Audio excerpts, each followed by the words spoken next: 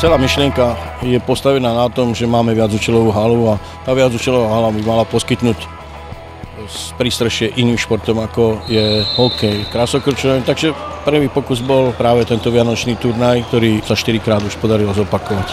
Koľko tímov a odkiaľ sa zúčastnilo dnešného turnaja? Väčšinou to býva 12 tímov, je to optimálny počet na tých nejakých 12 až 14 hodín hracieho času, aby sme zase do nočných hodín hrali, ale vždy sa nám začína o 8. Potešením posledných ročníkov je to, že prichádzajú do Brezna týmy z mimo okresu v podstate. Myslím, že tohto roku to bol Tisovec, Hnúšťa, Banská Bystrica, Zvolen. Prichádzajú hráči z tých vyšších slovenských líg do tých futbalových tímov a určite sa je tu na čo pozerať.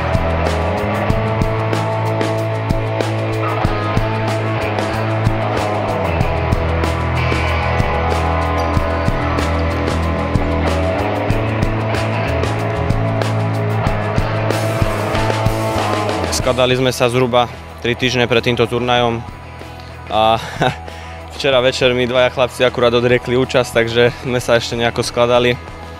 Ešte ráno prišiel, odišiel, no a nakoniec sme boli 9 hráči a na konci turnaja sme skončili 6, takže či už vinou zranení alebo odchodov nejakých. Zúčastníte sa aj budúceho ročníka tohto podujatia?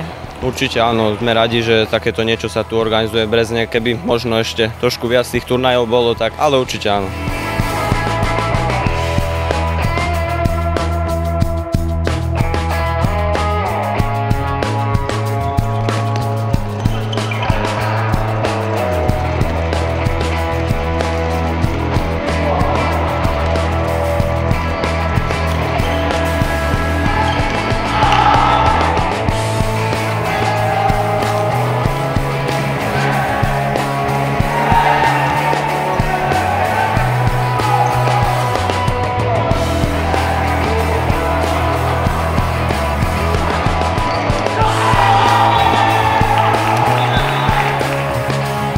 Aké sú vízie pre vás do budúcnosti? Vízia, no sú na svete nejaké 3 projekty na novú kultúru.